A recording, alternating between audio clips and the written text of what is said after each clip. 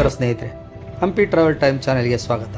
ಸ್ನೇಹಿತರೆ, ನಾವು ಇದನ್ನು ನೋಡೋಣ ಹೊಸಪೇಟೆಯ ಪುರಾತನ ದೇವಾಲಯ ಕಣಿವೆ ವೀರಭದ್ರ ಸ್ವಾಮಿ ದೇವಸ್ಥಾನವನ್ನು. ಅದಕ್ಕಿಂತ ಮುಂಚೆ ನೀವು ನನ್ನ ಚಾನಲ್ ಸಬ್ಸ್ಕ್ರೈಬ್ ಮಾಡ್ಕೊಳ್ಳಿ, ಬೆಲ್ ಬಟನ್ ಒತ್ತಿ ಸೆಲೆಕ್ಟ್ ಆಲ್ ಅಂತ ಮಾಡ್ಕೊಳ್ಳಿ. ಇದರಿಂದ ನಾನು ಮಾಡೋ ಪ್ರತಿಯೊಂದು ವಿಡಿಯೋಗಳನ್ನು ನೋಟಿಫಿಕೇಷನ್ ನಿಮಗೆ ಸಿಗುತ್ತೆ. ಸ್ನೇಹಿತರೆ, ನೀವು ಹೊಸಪೇಟೆಯಿಂದ ಬೆಂಗಳೂರಿಗೆ ಹೋಗೋ ರಸ್ತೆ ಮುಖಾಂತರ ಬಂದರೆ ಟುನಲ್ ಹತ್ರ ಎಡಗಡೆ ತೊಗೊಂಡ್ರೆ ಈ ಕಣಿವೆ ವೀರಭದ್ರ ಸ್ವಾಮಿಗೆ ಹೋಗ್ತಕ್ಕಂಥ ದೇವಸ್ಥಾನವನ್ನು ನೋಡ್ಬೋದು. ಇದು ಹಳೆ ಹೈವೇ. ಇದು ಹೊಸಪೇಟೆಯಿಂದ ಬೆಂಗಳೂರು ಹೋಗ್ತಕ್ಕಂಥ ರಸ್ತೆ. ಇದು ಹೊಸ ಹೈವೇ.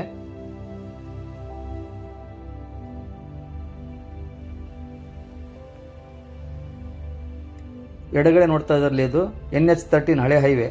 ಇದು ಬಲಗಡೆಯಿಂದ ಬರೋದು ಹೊಸಪೇಟೆಯಿಂದ ಈ ರಸ್ತೆ ಬಂದು ಟಚ್ ಆಗ್ತದೆ ಹೈವೇಗೆ. ಸೊ ಇಲ್ಲಿ ಟ್ರಾಫಿಕ್ ಜಾಮ್ ಸ್ಟಾರ್ಟ್ ಆಯ್ತಂದರೆ ಸುಮಾರು 4 ರಿಂದ 5 ತಾಸು ಗಟ್ಟಲೆನೂ ಟ್ರಾಫಿಕ್ ಜಾಮ್ ಉಂಟಾಗ್ತಾ ಇತ್ತು ನೋಡಿ. ಸ್ನೇಹಿತರೆ, ಈಗ ಹೊರಗಿಂದ ನೀವು ನೋಡ್ತಾ ಇದ್ರೆ ವೀರಭದ್ರ ಸ್ವಾಮಿ ದೇವಸ್ಥಾನವನ್ನು.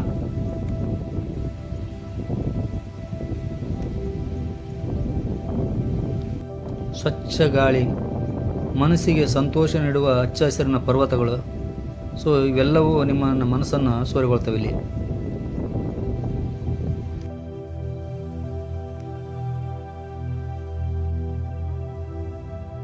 ಸ್ನೇಹಿತರೆ, ನಾವೀಗ ಒಂದು ಸುತ್ತು ದೇವಸ್ಥಾನವನ್ನು ಪ್ರದಕ್ಷಿಣೆ ಹಾಕಿ ಆಮೇಲೆ ದೇವಸ್ಥಾನಕ್ಕೆ ಒಳಗಡೆ ಹೋಗೋಣ.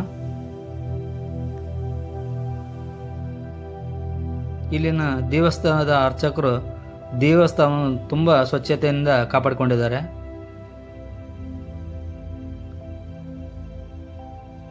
ಸುಂದರವಾದ ಒಂದು ದೇವಸ್ಥಾನ ಇದು.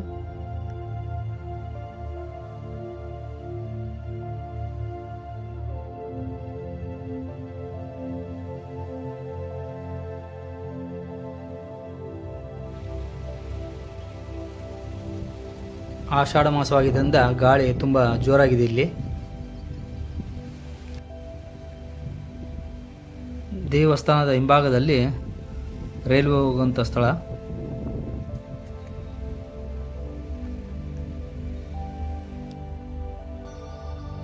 ಓಂ ವೀರಭದ್ರಾಯ ನಮಃ. ಓಂ ವೀರಭದ್ರಾಯ ನಮಃ.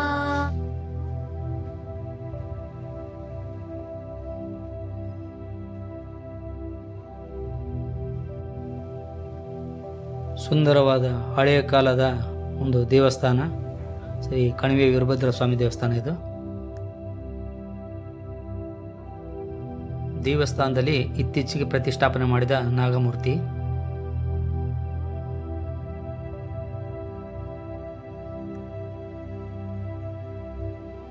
ವೀರಭದ್ರ ಸ್ವಾಮಿಯ ಪಾದರಕ್ಷೆಗಳನ್ನು ನೀವಿಲ್ಲಿ ನೋಡಬಹುದು. ಹಾಗೆ ಸ್ನೇಹಿತರೆ, ಇಲ್ಲಿ ಪುರಾತನ ಶಿಲಾಶಾಸನವನ್ನು ಕೂಡ ಕಾಣಬಹುದಾಗಿದೆ.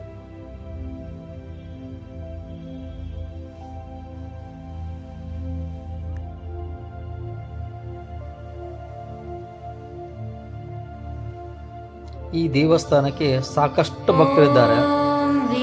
ಸಾಕಷ್ಟು ಭಕ್ತರು ಬಂದಿದ್ದರೂ ಕೂಡ ಹೋಗಿದ್ರು.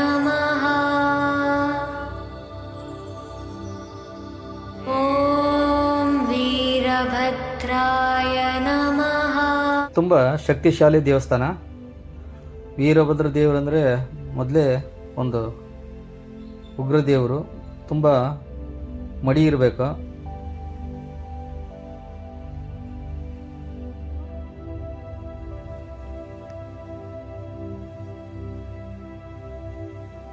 ಪ್ರತಿ ಮಂಗಳವಾರ ಮತ್ತು ಅಮಾವಾಸ್ಯೆಗಳಂದು ಸಾಕಷ್ಟು ಭಕ್ತರ ದಂಡೆ ಹರಿದು ಬರುತ್ತದೆ.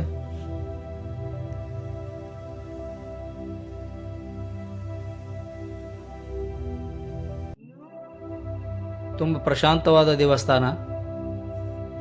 ಇಲ್ಲಿ ಧ್ಯಾನ ಮಾಡಲಿಕ್ಕೆ ತುಂಬ ಯೋಗ್ಯವಾಗಿದೆ. ಓಕೆ, ಯಾರು ಏನು ಅನ್ಕೊಂಡು ಭಕ್ತರು ಇವತ್ತಿನವರೆಗೂ ಕೆಲಸ ಆಗಿಲ್ಲ ಅಂತ ಯಾರು ಬಂದಿಲ್ಲ. ಎಲ್ಲ ಕೆಲಸ ಆಗಿದೆ ಅಂತಾನೆ ಬಂದರು. ಪುತ್ರ ಪ್ರಾಪ್ತಿ ಆಗಿರ್ಬೋದು, ಇದು ಮದುವೆದಾಗಿರ್ಬೋದು, ಎಲ್ಲರೂ ಬೇಡ್ಕೊಂಡು ಹೋಗ್ತಾ ಇದ್ದಾರೆ. ಎಲ್ಲರೂ ಆಗಿದೆ ಕೆಲಸ. ಇದು ನಂದೀಶ್ವರ ಇದು ಕಿವಿಗೆ ಯಾರು ಏನಾದ್ರು ನಡೆಸ್ಕೊಡ್ತಾನೆ. ಇದ್ರ ಕಿವಿಯಾಗ ಏನು ಹೇಳಿದ್ರು ಎಲ್ಲ ಏನು ಹೇಳಿದ್ರು ನಡೆಸ್ಕೊಡ್ತಾನೆ ನಂದೀಶ್ವರ. ಅಂದರೆ ಇಲ್ಲೇ ಈ ಕಿವಿಗೆ ಇಲ್ಲಿ ಹೇಳ್ಬೇಕಾರೆ ಕೆಳಗಡೆ ಕಿವಿಗಳು ಈ ಕಿವಿಗೆ ಈ ಕಿವಿಗಳು. ಓಕೆ. ಅದನ್ನ ಯಾರು ಹೇಳ್ತಾರೆ ಈ ಕಿವಿಯಾಗ ಏನು ಹೇಳ್ತೀರಿ ಯಾರೇನು ಬೇಡ್ಕೊಂತಾರ ನೆರವೇರಿಸ್ಕೊಡ್ತಾರೆ.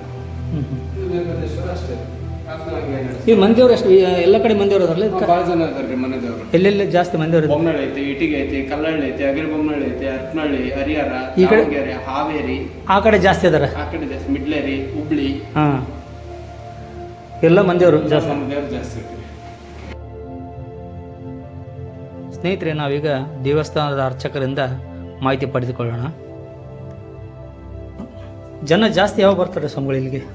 ಸರ್ ಯಾವಾಗ ಜನ ಮಂಗಳವಾರ ಮತ್ತ ಭಾನುವಾರ ಬರ್ತಿರ್ತಾರೆ, ಆಮೇಲೆ ಸೋಮವಾರ ಬರ್ತಾರೆ ಜಾಸ್ತಿ. ಅಮಾವಾಸ್ಯೆ, ಹುಣ್ಣಿಮೆ, ಆಮೇಲೆ ಶ್ರಾವಣ ಮಾಸ, ಕಾರ್ತಿಕ ಮಾಸ ಜಾಸ್ತಿ ಇರ್ತಾರೆ. ಆಮೇಲೆ ಪ್ರತಿ ವರ್ಷ ನಾವು ಜಾತ್ರೆಯನ್ನು ಬಂದು ಶಿವರಾತ್ರಿಗೆ ಅಮಾವಾಸ್ಯೆ ಆಗಿ ಪಂಚಮಿ ತಿಥಿಗೆ ಕಣಿವೀರಭದ್ರೇಶ್ವರ ದೇವಸ್ಥಾನ ಜಾತ್ರೆ ಮಹೋತ್ಸವ ಮಾಡ್ತೀವಿ. ಆ ಟೈಮ್ಗೆ ಗುಗ್ಗಳ ಜಾತ್ರೆ ಮಹೋತ್ಸವ ಮಾಡೋದು. ಅಂದ್ರೆ ಬೆಳಗ್ಗೆ ಬ್ರಾಹ್ಮಿ ಮುಹೂರ್ತ ಸ್ವಾಮಿ ರುದ್ರಾಭಿಷೇಕ ಎಲ್ಲ ಮಾಡಿ ಆಮೇಲೆ ಗಂಗೆ ಸ್ಥಳಕ್ಕೆ ಹೋಗ್ತೀವಿ, ಇಲ್ಲೇ ಡ್ಯಾಮ್ಗೆ. ಅಲ್ಲಿ ಡ್ಯಾಮ್ ಹೋಗಿ ಅಲ್ಲಿ ಗಂಗೆ ಪೂಜೆ ಮಾಡಿ ಅಲ್ಲಿ ಸ್ವಾಮಿಗೆ ಮತ್ತೆ ಉತ್ಸವ ಮುಹೂರ್ತ ತಗೊಂಡೋಗಿ ಅಲ್ಲಿ ರುದ್ರಾಭಿಷೇಕ ಮಾಡಿ ಮತ್ತೆ ಅಲ್ಲಿಂದ ಪುರೋಹಿತರಿಗೆ ಬಂದಿರ್ತಾರೆ ವೀರಗಾಸ ಹಾಕೋರು, ಅವ್ರ ಸಮೇತ ಗಂಗಾ ಕೂಡ ಮತ್ತೆ ಉತ್ಸವ ಮುಹೂರ್ತ ತಗೊಂಡು ಅಲ್ಲಿಂದ ಶಸ್ತ್ರಾಕ್ಷ ಅಂತಿರ್ತಾರೆ, ಮತ್ತೆ ಖಡ್ಗ ಹೇಳ್ತಿರ್ತಾರೆ, ಒಡು ಹೇಳ್ತಿರ್ತಾರೆ. ಆಮೇಲೆ ಅಲ್ಲಿಂದ ಬಂದು ದೇವಸ್ಥಾನ ಒಳಗ ದೇವಸ್ಥಾನ ಗರ್ಭಗುಡಿ ತುಂಬಿಸಿ ಉತ್ಸವ ಮಾಡ್ತಾರೆ. ಆಮೇಲೆ ಪಟ್ಸವಾಲ್ ಅಂತ ಮಾಡ್ತೀವಿ. ದೇವರ ಧ್ವಜನ, ದೇವರ ಪಟನ ಸವಾಲ್ ಕೂಗೋದು. ಆ ಸವಾಲ್ ಕೂಗಿದ್ಮೇಲೆ ಯಾರೇ ತಮ್ಮ ಹರಾಜ್ ಕೂಗೋದು. ಯಥಾಶಕ್ತಿ ಅದನ್ನ ಯಾರಿಗೆ ಆಗ್ತದೋ ಅದು ಅವ್ರ ಮನೆ ತಗೊಂಡು ಹೋಗ್ತಾರೆ. ಅದ್ ನೆಕ್ಸ್ಟ್ ವರ್ಷ ಅವ್ರು ಅದನ್ನ ದುಡ್ಡು ಅದೇನು ಹರಾಜ್ ಆಗಿರುತ್ತಲ್ಲ ಆ ಕಾಣಿಕೆನ ಕೊಟ್ಟು ಮತ್ತೆ ಆ ಪಟ ಒಪ್ಸಿ ಮತ್ತೆ ನೆಕ್ಸ್ಟ್ ಇನ್ನು ಅದು ಒಂದು ವರ್ಷವರೆಗೆ ಇರುತ್ತಾ ಕಾಣಿಕೆ? ಮನೆ ಒಳಗೆ ಇರ್ತದೆ ಅದು ಕಾಣಿಕೆ ಇಮಿಡಿಯೇಟ್ ಕೊಡ್ತಾರ ಅಥವಾ ಅವತ್ ನೆಕ್ಸ್ಟ್ ವರ್ಷ ಬರ್ತಲ್ಲ ಅದನ್ನ ಕೊಟ್ಟು ಒಪ್ಸಿ ಹೋಗ್ತಾರ ಒಂದು. ಆಮೇಲೆ ಪ್ರತಿ ಭಾದ್ರಪದ ಮಾಸದ ಮೊದಲೇ ಮಂಗಳವಾರ ವೀರಭದ್ರೇಶ್ವರ ಜಯಂತ್ಯೋತ್ಸವ ಆಗುತ್ತೆ. ಅವತ್ತು ನಾವು ಪ್ರತಿ ವರ್ಷ ಜಯಂತ್ಯೋತ್ಸವದ ವಿಶೇಷ ಅಭಿಷೇಕ ಮಾಡ್ತೀವಿ. ಅಂದ್ರೆ 50 ದ್ರವ್ಯಗಳಿಂದ ವೀರಭದ್ರೇಶ್ವರ ಅಭಿಷೇಕ ಮಾಡ್ತೀವಿ. ಭಾದ್ರಪದ ನೆಕ್ಸ್ಟ್ ಮಂತ್ ಬರುತ್ತೆ. ನೆಕ್ಸ್ಟ್ ಮಂತ್ ಆಗಸ್ಟ್ 26 ಐತೆ ಜಯಂತ್ಯೋತ್ಸವ. ಅಂದ್ರೆ 50 ದ್ರವ್ಯಗಳಿಂದ ವೀರಭದ್ರ ಸ್ವಾಮಿ ವಿಶೇಷ ರುದ್ರಾಭಿಷೇಕ ಮತ್ತು ಅವತ್ತು ಆಮೇಲೆ ರಾಜೋಪಚಾರ ಪೂಜೆ, ಮಹಾಮಂಗಳಾರತಿ, ಪ್ರಸಾದ ಎಲ್ಲ ಅವತ್ತು ಇರ್ತದೆ. ಆಮೇಲೆ ನೆಕ್ಸ್ಟ್ ಕಾರ್ತಿಕ್ ಮಾಸದೊಳಗ ಆಗಸ್ಟ್ ಕಾರ್ತಿಕ್ ಮಾಸ ನೆಕ್ಸ್ಟ್ ಕಾರ್ತಿಕ್ ಮಾಸ ಮಾರ್ಗಶಿರ ಮಾಸದ ಕೃಷ್ಣ ಪಕ್ಷದೊಳಗ ವೀರಭದ್ರ ಸ್ವಾಮಿ ಮೊದಲೇ ಮಂಗಳವಾರ ನಾವು ಇದನ್ನ ಮಾಡ್ತೀವಿ. ಕೊನೆ ಕಾರ್ತಿಕೋತ್ಸವ ಮಾಡ್ತೀವಿ. ಅವತ್ತು ಕಡೆಗೂ ಎಲ್ಲಾ ರೀತಿ ಭಕ್ತರು ಬರ್ತಾರೆ, ನಾನಾ ಕಡೆಯಿಂದ ಭಕ್ತರು ಬರ್ತಾರೆ. ಬಂದೆಲ್ಲ ಕಾರ್ತಿಕ ದೀಪೋತ್ಸವ ಮಾಡಿ ಅವತ್ತು ವಿಶೇಷ ಪೂಜೆ ಎಲ್ಲ ಮಾಡಿ ಅವತ್ತು ಪ್ರಸಾದ ಎಲ್ಲ ಇರ್ತದೆ. ಅಂದ್ರೆ ಸಾಕಷ್ಟು ಜನರು ಮನೆ ದೇವರು ಇದು. ಸಾಕಷ್ಟು ಜನಕ್ಕೆ ಮನೆ ದೇವರು ಕರ್ನಾಟಕ ತುಂಬೆಲ್ಲ ಅದಾವೆ ಮನೆ ದೇವರು. ಎಸ್ಪೆಷಲಿ ಹಡಗಲಿ ಸೈಡ್, ರಾಣೆಬೆನ್ನೂರು, ದಾವಣಗೆರೆ, ಆಮೇಲೆ ಈ ಕಡೆ ಹುಲಿಗಿ, ಶಿವಪುರ, ಈ ಕಡೆ ಲೋಕಲ್, ಮತ್ತೆ ಈ ಕಡೆ ಕಲ್ಲಳ್ಳಿ, ಇಟಿಗೆ ಅಂತ ಬರ್ತಾವ ಅಲ್ಲಿ, ಮತ್ತೆ ಕೊಪ್ಪಳ ಸೈಡ್ ಹಳ್ಳಿಗಳು ಬರ್ತಾವ. ಗದಗು, ಹುಬ್ಬಳ್ಳಿ, ಬೆಂಗಳೂರಾಗ ಅದಾರ, ಮೈಸೂರಾಗ ಅದಾರ, ಮತ್ತೆ ಗೋವಾದಾಗ ಒಬ್ಬರು ಅದಾರ. ಅಂದ್ರೆ ಅಲ್ಲಿ ಎಲ್ಲೆಲ್ಲೋ ಭಕ್ತರು ಇದಕ್ಕೆ ಮಂದೇವ್ರು ಬೇರೆ ಬೇರೆ ಕಡೆಯಿಂದಲೂ ಬಹಳ ಜನ ಬರ್ತಾರೆ. ಬಹಳ ಜನ ಇದಕ್ಕೆ ಮಂದೇವ್ರ. ಆಮೇಲೆ ಬೇರೆ ಪವರ್ಫುಲ್ ವೀರಭದ್ರ ಸ್ವಾಮಿ. ಏನೇ ಕೋಟಿ ಕೇಳಿಸಿದ್ರು, ಶತ್ರು ಬಾಧೆ ಇರ್ಲಿ, ಆರೋಗ್ಯ ಸಂಬಂಧ ಇರ್ಲಿ, ಅಥವಾ ಸಂತಾನ ಸಮಸ್ಯೆ ಇರ್ಲಿ, ಏನೇ ಸಮಸ್ಯೆ ಇದ್ರು ಕೂಡ ನಾವು ವೀರಭದ್ರ ಸ್ವಾಮಿ ನಡ್ಕೊಂಡ್ರೆ 100%. ಬಂದದ ಬಗ್ಗೆ ಏನಾದ್ರು ವಿಶೇಷ ಪೂಜೆ ಮಾಡ್ತಾರ ಅವ್ರು ಬಂದಾಗ? ಬಂದಾಗ ನಾವು ತೈಲಾಭಿಷೇಕ, ರುದ್ರಾಭಿಷೇಕ ಮಾಡ್ತೀವಿ. ಆಮೇಲೆ ಪ್ರತಿ ವರ್ಷ ರುದ್ರ ಹೋಮಗಳೆಲ್ಲ ಮಾಡ್ತೀವಿ. ಆಮೇಲೆ ರುದ್ರಾಭಿಷೇಕ ಪೂಜೆ ಮಾಡ್ತೀವಿ. ಅವ್ರೇನು ಪೂಜೆ ಹೇಳ್ತಾರೋ ಆ ಪೂಜೆ ನಾವು ಮಾಡ್ತೀವಿ. ಇವತ್ತು ನಾವು ಬಂದು ನನ್ನ ಪುಣ್ಯ ಇವತ್ತಿಲ್ಲ, ನಿಮ್ಮ ಕಡೆಯಿಂದ ಮಾಹಿತಿ ಸಿಕ್ಕಿದ್ದು ನನಗೆ ಸಂತೋಷ. ಧನ್ಯವಾದಗಳು ಸ್ನೇಹಿತರೆ. ನೀವೆಲ್ಲ ವೀರಭದ್ರ ಸ್ವಾಮಿಯ ದರ್ಶನವನ್ನು ಪಡೀರಿ. ತುಂಬ ಶಕ್ತಿಶಾಲಿ ದೇವರು. ರುದ್ರ ಭದ್ರ ವೀರಭದ್ರ ಬಾರೋ, ಮೊರೆ ಕೇಳಿ ದಯ ತೋರಿ ರಕ್ಷೆ ನೀಡುವಾರು. ರುದ್ರ ಭದ್ರ ವೀರಭದ್ರ ಬಾರೋ, ಮೊರೆ ಕೇಳಿ ದಯ ತೋರಿ ರಕ್ಷೆ ನೀಡುವಾರು. ಬಲಗಡೆ ಕಿವಿಯಲ್ಲಿ ಏನು ಹೇಳಿದ್ರು ಕೂಡ ನೆರವೇರುತ್ತೆ, ಕೋರಿಕೆ ನೆರವೇರುತ್ತೆ. ಹೌದ್ರಿ? ಓಕೆ. ಫಸ್ಟ್ ಇಲ್ಲಿ ಸ್ವಾಮಿ ನಮಸ್ಕಾರ ಮಾಡಿ ಕಿವಿ ಮಂತ್ರ ಹೇಳಿ ಫಸ್ಟ್ ದರ್ಶನ ಮಾಡಿ ಆಮೇಲೆ ಇದು ಮಾಡ್ಬೇಕು. ಇದನ್ನ ಕೊಂಬಿಂದ ದರ್ಶನ ಮಾಡಿ ಅದ್ರ ಕಿವಿ ಒಳಗೆ ಮೇಲೆ ಇಷ್ಟ ಕೆಳಗಡೆ ಇಟ್ಕೋಬೇಕು. ಕೆಳಗ ನಿಮ್ಮ ಎಡಗೈ ಐತಲ್ಲ, ಎಡಗೈ ಕೆಳಗಡೆ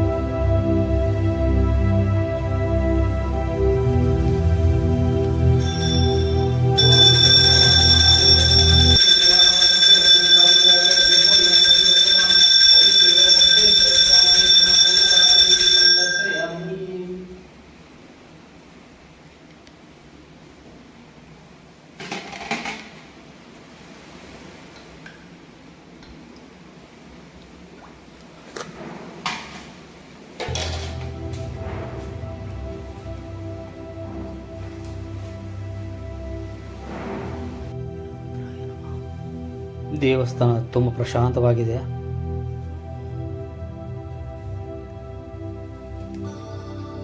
ॐ वीरभद्राय नमः। ॐ वीरभद्राय नमः।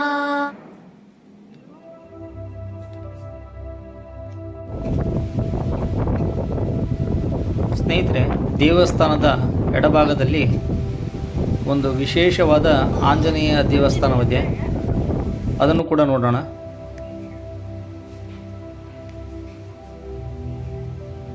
ಈ ವಿಶೇಷವಾದ ದೇವಸ್ಥಾನ ಅಭಯ ಆಂಜನೇಯ ಸ್ವಾಮಿ ದೇವಸ್ಥಾನ. ಇದನ್ನು ಸುಂಕದ ಆಂಜನೇಯ ಸ್ವಾಮಿ ದೇವಸ್ಥಾನ ಎಂದು ಕರೀತಾರೆ. ಈ ದೇವಸ್ಥಾನದ ಬಗ್ಗೆ ಅರ್ಚಕರು ನಮಗೆ ಮಾಹಿತಿ ನೀಡುತ್ತಾರೆ, ಬನ್ನಿ ಕೇಳೋಣ. ಇದು ಸುಂಕದ ಆಂಜನೇಯ ಸ್ವಾಮಿ ಅಂತಾರೆ. ಸುಂಕದ ಆಂಜನೇಯ ಸ್ವಾಮಿ ಮುಂಚೆ ನಮ್ಮ ತಾತರು ಹೇಳ್ತಿದ್ರು, ಈ ಆಂಜನೇಯ ಸ್ವಾಮಿ ಬ್ರಿಟಿಷ್ ಸುಂಕ ವಸೂಲಿ ಮಾಡ್ತಿದ್ರು ಅಂತ. ಯಾರ ರೈತರು ಬಂದ್ರೆ ಒಟ್ಟು ಸುಂಕ ವಸೂಲಿ ಮಾಡೋ ಜಾಗ ಇದಾಗಿತ್ತು ಆಂಜನೇಯ ಮುಂದೆ. ಹಂಗಾಗಿ ಇದಕ್ಕೆ ಸುಂಕದ ಆಂಜನೇಯ ಅಂತ ಹೆಸರು ಬಂತು. ಟ್ಯಾಕ್ಸ್ ಕಲೆಕ್ಟ್ ಮಾಡ್ತಿದ್ರು. ಟ್ಯಾಕ್ಸ್ ಕಲೆಕ್ಟ್ ಮಾಡ್ತಾರೆ. ಹಂಗಾಗಿ ಸುಂಕದ ಆಂಜನೇಯ ಸ್ವಾಮಿ ಅಂತಂದು ಇದಕ್ಕೂ ಸಾಕಷ್ಟು ಜನ ಒಕ್ಕಲು ಅಂದ್ರೆ ಮನೆ ದೇವರು ಭಕ್ತರು ಸಾಕಷ್ಟು ಜನ ಅದಾರ. ಈ ಆಂಜನೇಯ ಭಕ್ತರು ಆಂಜನೇಯ ಭಕ್ತರು ಅದಾರ. ಹೌದಾ? ಬಾಳ ಜನ ಅದಾರ. ಆಮೇಲೆ ಬಾರಿ ಪವರ್ಫುಲ್ ಆಂಜನೇಯ. ಏನ್ ಅನ್ಕೊಂಡಿದ್ರು ಏನೇ ಬೇಡಿಕೆ ಇಟ್ಟುಕೊಂಡು ಈಡೇರಿಸುವಂತ ಶಕ್ತಿ ಆಂಜನೇಯ. ಬಹಳ ಜನ ನಡ್ಕೊಂತಾರ ಆಂಜನೇಯ. ನಾನು ಈ ಆಂಜನೇಯ ನಡ್ಕೊಂಡು ಬಂದಿಲ್ಲ, ಫಸ್ಟ್ ಟೈಮ್ ಅಂದ್ರೆ ಏನೇ ಕೇಳ್ಕೊಂಡ್ರು ಈಡೇರಿಸುವಂತ ಶಕ್ತಿ ಐತಿ. ನನ್ಗೆ ನಡ್ಕೊಂತಾರ, ಬಹಳ ಜನ ನಡ್ಕೊಂತಾರ ಆಂಜನೇಯ. ಇದು ಶನಿ ಮಹಾತ್ಮನ್ರಿ? ಇದು ಶನಿ ದೇವ್ರ? ಆಯ್ತು. ವರದ ಹಸ್ತ ಆಯ್ತು ನೋಡ್ರಿ, ಬಲಗಡೆ ಕೈ ಹೊರಗಡೆ ಇರೋದ್ರಿಂದ ಅಭಯ ಹಸ್ತ. ಅಂದ್ರೆ ಯಾರೇ ಭಕ್ತರು ಬಂದ್ರು ಕೂಡ ಆಶೀರ್ವಾದ ಅಭಯ ಆಂಜನೇಯ. ಅಭಯ ಆಂಜನೇಯ. ಸ್ನೇಹಿತರೆ, ನೀವು ನೋಡ್ಬೋದು ದೇವಸ್ಥಾನ ಹೊರನೋಟ ಎಷ್ಟು ಸುಂದರವಾಗಿದೆ ಅಂತೇಳಿ. ಇದು ಆಗಿನ ರಾಷ್ಟ್ರೀಯ ಹೆದ್ದಾರಿ 13. ಇಲ್ಲಿಂದಲೇ ಎಲ್ಲ ಬಸ್ಗಳು ಬೆಂಗಳೂರಿಗೆ ದಾವಣಗೆರೆ ಹೋಗ್ತಕ್ಕಂಥ ರಸ್ತೆ ಇದು.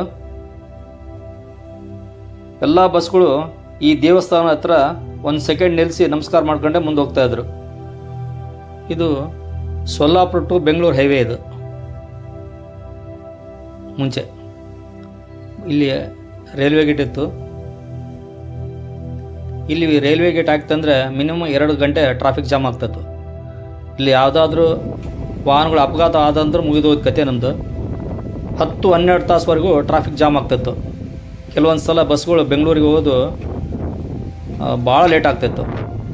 12 ತಾಸುವರೆಗೂ ಇಲ್ಲಿ ರಾತ್ರಿ ಕಳೆದಿದ್ದಾರೆ ಬಸ್ಸಲ್ಲಿ, ಅಷ್ಟು ಟ್ರಾಫಿಕ್ ಜಾಮ್ ಉಂಟಾಗ್ತೈತೆ ಇಲ್ಲಿ. ಇದೇ ರೈಲ್ವೆ ಗೇಟು ಮುಂಚೆ.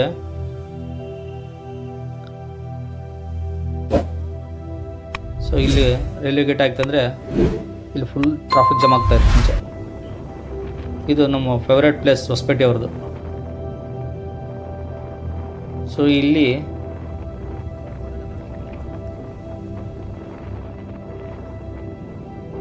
ಇಲ್ಲಿಂದ ತುಂಗಭದ್ರಾ ಡ್ಯಾಮ್ ತುಂಬ ಸುಂದರವಾಗಿ ಕಾಣುತ್ತದೆ. ಕೆಳಗಡೆ ಹೈವೇ.